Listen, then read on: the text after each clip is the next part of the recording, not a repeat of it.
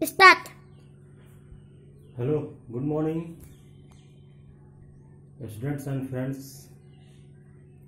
आज के online lecture का जो प्रश्न है वो है 1857 की क्रांति पर डॉक्टर आरसी मजूमदार और डॉक्टर एस.एन. सेन के विचारों का तुलनात्मक अध्ययन करें।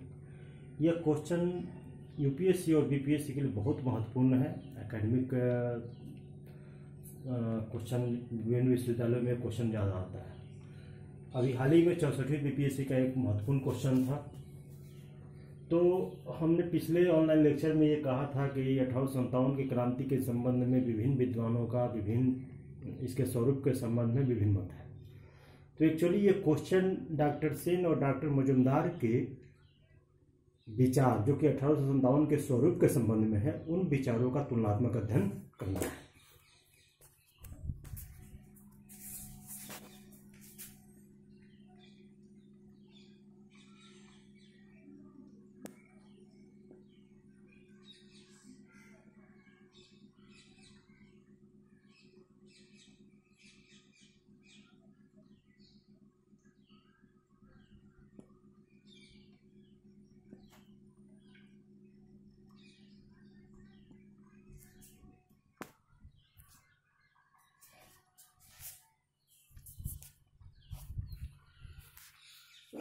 जैसा कि पिछले लेक्चर में मैंने बताया था कि 1857 की क्रांति में विभिन्न स्वरूप है।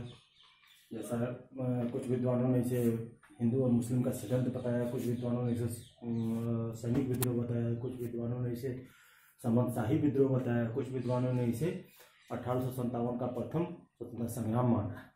तो आज यह सिर्फ हमें दो विचारों पे, डॉक्टर आरसी मजूमदार के विचार और डॉक्टर एस.एन. सेन के विचार पर ही तुलनात्मक अध्ययन करके देना है। बाकी सभी का विचार हमें कंक्लूड रूप में लेना है। एक्चुअली ये दोनों विचार मुख्यतः कब आए, जब एक राष्ट्रवादी इतिहासकार डॉक्टर वी.डी. सावरकर, विनायक दामोदर सावरकर ने 1909 ईस्वी में लंदन में एक पुस्तक का प्रकाशन कराया जिसका नाम रखा गया था the Indian war of independence 1857। The Indian wars of independence 1857 में डॉक्टर वी.डी. सावरकर ने यह कहा था कि 1857 का विद्रोह एक सुनियोजित और राष्ट्रीय विद्रोह था और यह भारत का प्रथम स्वतंत्रता संग्राम था। उसी के बाद ये सब विश्लेषण है। अब इन विश्लेषण में हम देखते हैं कि 1857 के विद्रोह के स्वरूप के संबंध में तो डॉक्टर सेन का एक पुस्तक है जिसमें इन्होंने अपना तर्क रखा है कि वार ऑफ इंडिपेंडेंस, यह war of independence doctor SN. Sen की पुस्तक है। और डॉक्टर मजूमदार ने 1857 के विद्रोह के संबंध में विस्तृत विवेचन जो है वो अपनी पुस्तक सिपाही म्यूटिनी एंड द रिवोल्ट 1857 में रखा है।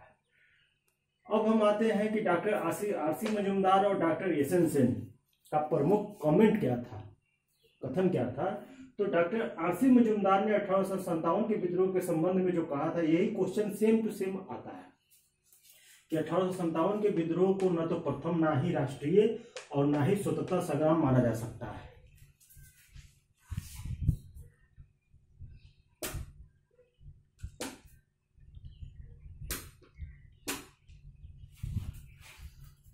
ना ही स्वतंत्रता संग्राम माना जा सकता है। यानी इनका कहना था कि 1857 का विद्रोह न तो प्रथम था, ना ही राष्ट्रीय था और ना ही स्वतंत्रता संग्राम था। इनका एक प्रमुख था। Doctor SN. सेन का कथन था कि 1857 का विद्रोह राष्ट्रीय न होते हुए भी इसे प्रथम स्वतंत्रता संग्राम माना जा सकता है। दूसरा, इन्होंने ये कहा था कि 1857 का विद्रोह राष्ट्रीय स्वरूप तभी ग्रहण कर लिया जब विद्रोहियों ने दिल्ली जाकर मुगल बादशाह बहादुर शाह जफर को अपना नेता घोषित किया और इन सभी विद्रोहियों का एकमात्र लक्ष्य था ब्रिटिश राज की समाप्ति। इसलिए इसको राष्ट्रीय विद्रोह माना जा सकता है। तो ये प्रमुख जो आरसी मजूमदार और डॉक्टर एस.एन. सेन का जो कथन था, इन दोनों कथनों में हमें ये नजर आता है, ये कहते हैं ना ही स्वतंत्रता संग्राम नहीं माना जा सकता, लेकिन ये कहते हैं कि माना जा सकता है। अब ये दोनों विद्वानों के बीच में क्या समानता है 1857 के विद्रोह के संबंध में, तो सेन और मजूमदार सर के विचारों में समानता ये है कि दोनों इस बात से सहमत है कि 1857 का विद्रोह एक पहले का प्लानिंग यानी सचेत योजना का परिणाम नहीं था, जैसा कि बहुत सारे इतिहासकारों ने, बीडी सावरकर ने कहा था कि पहले इस प्लानिंग बनाई दी गई थी और 1757 में जो प्लासी का युद्ध हुआ था उसके 100वीं वर्षगांठ के रूप में इसको विद्रोह की योजना बनाई गई। लेकिन दोनों इतिहासकार डॉक्टर सेन और डॉक्टर मजुमदार कहते हैं कि 1857 का विद्रोह पहले योजना बनाकर नहीं गई थी और ना ही कोई प्लानिंग थी। दूसरा हम आते हैं कि 1857 के विद्रोह के पीछे किसी सिद्धहस्त या कुशल व्यक्ति का हाथ नहीं था। ऐसा नहीं था कि किसी ने दिमाग लगाया था और ये सोचा था कि हम 1857 में ही विद्रोह करेंगे। जैसा कि बीडी सावरकर कहते हैं कि इस विद्रोह के संगठित होने के प्रमाण थे और ब्रिटिश राज ने भी जब बहादुर शाह जफर के विरुद्ध मुकदमा चलाया जा रहा था तो उसमें यह सिद्ध करने का प्रयास किया था कि ये पहले से कॉन्स्पिरेसी करके की गई थी, एक षड्यंत्र रच के किया गया था। लेकिन आधुनिक स्रोतों से इन दोनों विद्वानों ने साबित किया कि ऐसी कोई योजना नहीं थी। इस विद्रोह के होने पर जैसा आश्चर्य ब्रिटिश राज को हुआ वैसा ही आश्चर्य बहादुर शाह जफर को भी हुआ। तो 1857 के विद्रोह के पीछे में अब जो प्रमुख नेता थे उनमें थे नाना साहब अपने पेंशन के लिए ब्रिटिश संसद के समक्ष गुहार लगा रहे थे और वो पेंशन की मांग कर रहे थे और उस समय तक लड़ाई में हिस्सा नहीं लिए जब तक वो पेंशन संबंधी मांग को स्वीकार नहीं हो गया। जफर साहब जो थे वो बहादुर शाह जफर वो ब्रिटिश राज के पदाधिकारियों के साथ वार्ता में लीन थे और समझौतावादी रुख अपना रहे थे। जैसा और फिर ये विद्रोहियों के जो तथ्य थे, विद्रोही की जो सूचना थी, उनकी सूचना भी वो ब्रिटिश राज को दे रहे थे। झांसी की रानी हमेशा झांसी के लिए ही प्रयासरत थी। जैसा कि वो कहते हैं कि झांसी नहीं दूंगी, मतलब ये झांसी के लिए मांग करते, क्षेत्रीय मांग कर रहे थे। कुंवर सिंह जो थे ये पहले से ही जगदीशपुर आरा में एक अपनी जिम्मेदारी को बचाने के लिए तथा इन पर जो पहले से ऋण था, इस ऋण से मुक्ति के लिए पटना के कमिश्नर के द्वारा ये प्रताड़ित थे। बेगम हजरत महल और ब्रिजेश कादिर जो लखनऊ के बेगम हजरत महल और उनके पुत्र ब्रिजेश कादिर ये भी, तो कुल मिलाकर इन सभी नेताओं ने अलग अलग मांग रखा, अलग अलग क्षेत्रीय मुद्दे के आधार पर। तीसरा इन्होंने कहा था कि चपाती तथा कमल के फूल, जो कि बीडी सावरकर कहते थे कि संगठित विद्रोह था और चपाती और फूल जो है ये संकेत के रूप में भेजा जाता था, मदारी का नाच भी होता था।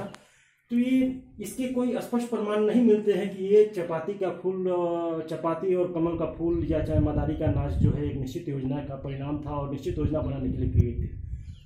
चौथा नंबर कहते हैं कि 19वीं सदी में भारत की राष्ट्रीय भूमावस्था में थी।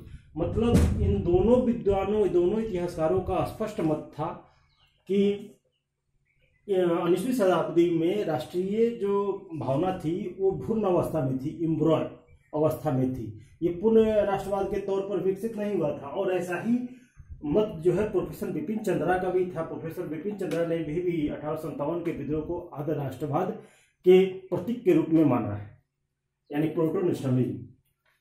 पांचवा नंबर आता है कि विद्रोह का कोई भी नेता राष्ट्रीय नेता नहीं था। हमने पहले ही कहा था कि चाहे नाना साहब हो, चाहे जफर हो, चाहे झांसी की रानी हो, कुंवर सिंह हो, बेगम हजरत महल हो या ब्रिजेश कादिर हो, ये कोई भी राष्ट्रीय स्तर के नेता नहीं थे। हाँ, ये कहना सही है कि उस समय तक मुगल बादशाह की प्रतिष्ठा थी और मुगल बादशाह को मुगल सम्राट के रूप, भारत के सम्राट के रूप में एक आदर दिया जाता था। लेकिन इसका कोई निश्चित प्रभाव नहीं था, क्योंकि मुगलों की प्रतिष्ठा तो उसी समय खत्म हो गई थी जब 1803 ईस्वी में दिल्ली पर अंग्रेजों ने अधिकार कर लिया था।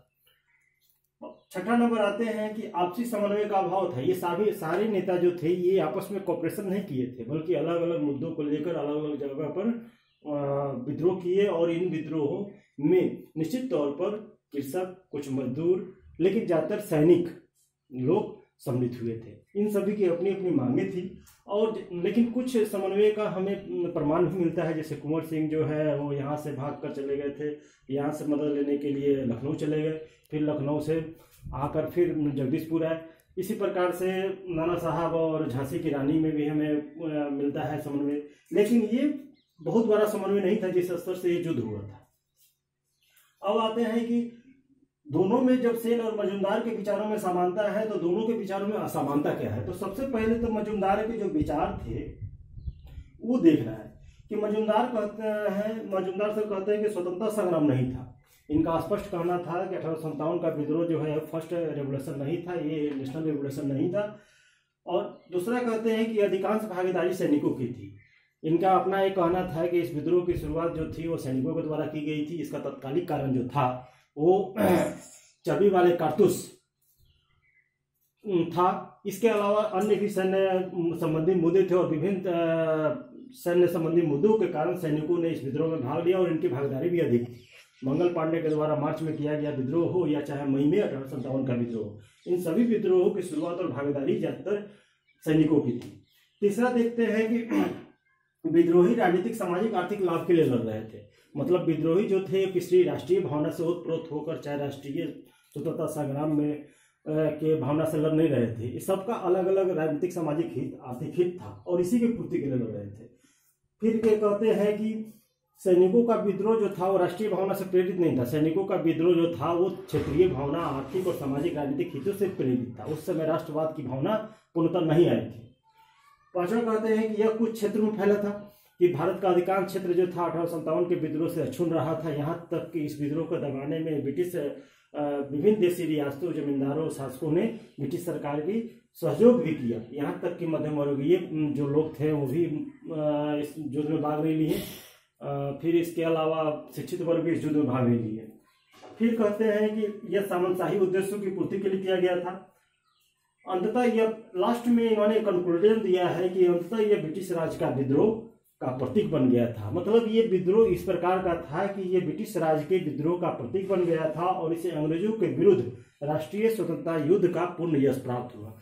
मतलब ये विद्रोह जो था 1857 का विद्रोह, ये प्रतीक बन गया अंग्रेजी राज्य के विरुद्ध विरोध का और इसे एक स्वतंत्रता युद्ध का पूर्ण यश प्राप्त हुआ है। अब हम आते हैं सेन के विचार। डॉक्टर सेन का कहना था कि यह स्वतंत्रता संग्राम था। क्रांतियां छोटे छोटे वर्ग से ही प्रारंभ होती है, जैसा कि फ्रांस की क्रांति 1789 में और संयुक्त राज्य अमेरिका की क्रांति 1776-83 में देखी जाती है। क्योंकि जरूरी नहीं है कि किसी भी क्रांति में सभी जनता भाग ले। क्रांति की शुरुआत छोटे वर्ग से ही होती है। विद्रोहियों का एकमात्र लक्ष्य ब्रिटिश राज की समाप्ति करना था। ये अपने कथन में कहते हैं कि चाहे विद्रोहियों के विभिन्न हित हो, लेकिन सबका दुश्मन एक था, ब्रिटिश राज की समाप्ति करना, यानी अंग्रेजों की समाप्ति करना। चौथा कहते हैं कि सैनिक विद्रोह के रूप में प्रारंभ जरूर हुआ था, लेकिन कालांतर में यह एक राष्ट्रीय विद्रोह का रूप धारण कर लिया, इसलिए इसको एक राष्ट्रीय विद्रोह माना जा सकता है।